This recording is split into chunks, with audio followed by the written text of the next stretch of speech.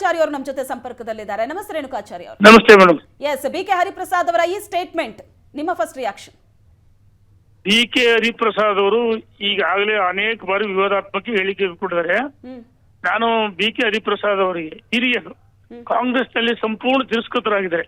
ಅವ್ರು ಒಂದು ಮೋದಿ ಬಗ್ಗೆ, ಬಿಜೆಪಿ ಬಗ್ಗೆ, ರಾಮ ಮಂದಿರ ಬಗ್ಗೆ ಮಾತಾಡಿದ್ರೆ ಬಹಳ ದೊಡ್ಡ ಮನುಷ್ಯ ಆಗ್ಬಿಡ್ತೀನಿ, ಕಾಂಗ್ರೆಸ್ ನಲ್ಲಿ ಸಚಿವನಾಗಬಹುದು ಅಂತ ಹೇಳಿ ಮತ್ತೆ ಮುಂಚೂಣಿ ಬರ್ಬೇಕಂತ ಈ ರೀತಿ ಮಾತಾಡ್ತಾ ಇದಾರೆ.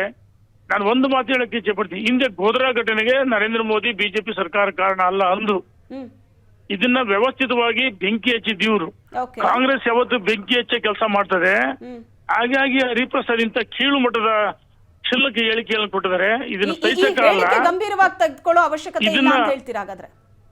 ಈ ಹೇಳಿಕೆಯನ್ನು ಗಂಭೀರವಾಗಿ ಪರಿಗಣ, ಯಾಕಂದ್ರೆ ಈಗಾಗಲೇ ಅಯೋಧ್ಯೆಯಲ್ಲಿ ಭದ್ರತೆ ದೃಷ್ಟಿಯಿಂದ ಹೆಚ್ಚು ಜನರು ಪಾಲ್ಗೊಳ್ಳಬಾರದು ಅಂತೇಳಿ ಅಲ್ಲಿ ಏನು ಸಂಘಟನೆ ಮಾಡಿ ವಿನಂತಿನೂ ಸಹ ಮಾಡಿದ್ದಾರೆ. ಇವರು ಗೋಧ್ರಾ ಘಟನೆ ಮರುಕಳಿಸುತ್ತೆ ಅಂತ ಹೇಳಿದ್ರೆ ಅಂದ್ರೆ ದೇಶದಲ್ಲಿ ಈಗ ಬೆಂಕಿ ಹಚ್ಚಿ ರಾಜಕಾರಣ ಅಧಿಕಾರಕ್ಕೆ ಬಂದ್ರೆ ಇವರು ನೆಹರು ಕುಟುಂಬ, ಕಾಂಗ್ರೆಸ್, ಇವರೆಲ್ಲ ಜಾತಿಗಳ ಮಧ್ಯೆ ಸಂಘರ್ಷ, ಧರ್ಮಗಳ ಮಧ್ಯೆ ಸಂಘರ್ಷ, ಜಮ್ಮು ಕಾಶ್ಮೀರದ ಭಾಗನೇ ಬಿಟ್ಕೊಟ್ಟಂತ ಕಾಂಗ್ರೆಸ್ ನೆಹರು ಕುಟುಂಬ, ಇವರು ಕೀಳು ಮಟ್ಟದ ಸಂಸ್ಕೃತಿಯವರು, ಬ್ರಿಟಿಷರ್ನ ಬೂಟ್ ಟೆಕ್ಕರ್ ಅಂತ ಹೇಳಿದ್ರು. ಇವರು ಥರ್ಡ್ ರೇಟ್ ರಾಜಕಾರಣ ಮಾಡ್ತಿದ್ದಾರೆ. ಹಾಗಾಗಿ ಇಂಥ ಹೇಳಿಕೆಯಿಂದ ಬಹುಸಂಖ್ಯಾತ ಹಿಂದೂಗಳು ನೋವಾಗತ್ತೆ ಅಂತ ಅರ್ಥ ಮಾಡಿಕೊಳ್ಳಲ್ಲ. 20,000 ಕೋಟಿ ಅಂತ ಹೇಳಿದ್ರು ಇವ್ರು ಮುಖ್ಯಮಂತ್ರಿಗಳು. ಅವತ್ತು ಮಾತಾಡ್ಬೇಕಾಯ್ತು. ಅದ್ರ ಪೂರ್ವವಾಗಿ 1,000 ಕೋಟಿ ಮೊನ್ನೆ ಬಿಡುಗಡೆ ಮಾಡಿದ್ರೆ ಹಿಂದೂಗಳಿಗೆ ಏನಿದೆ?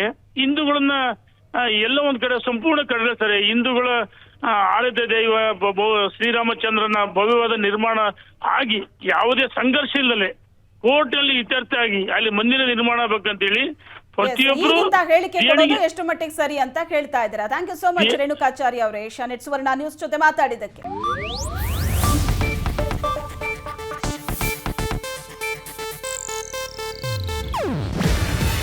ಇದು ಏಷ್ಯಾನೆಟ್ ನ್ಯೂಸ್ ನೆಟ್ವರ್ಕ್ ಪ್ರಸ್ತುತಿ. ನೀವು ನೋಡ್ತಿದ್ದೀರಾ ಏಷ್ಯಾನೆಟ್ ಸುವರ್ಣ ನ್ಯೂಸ್.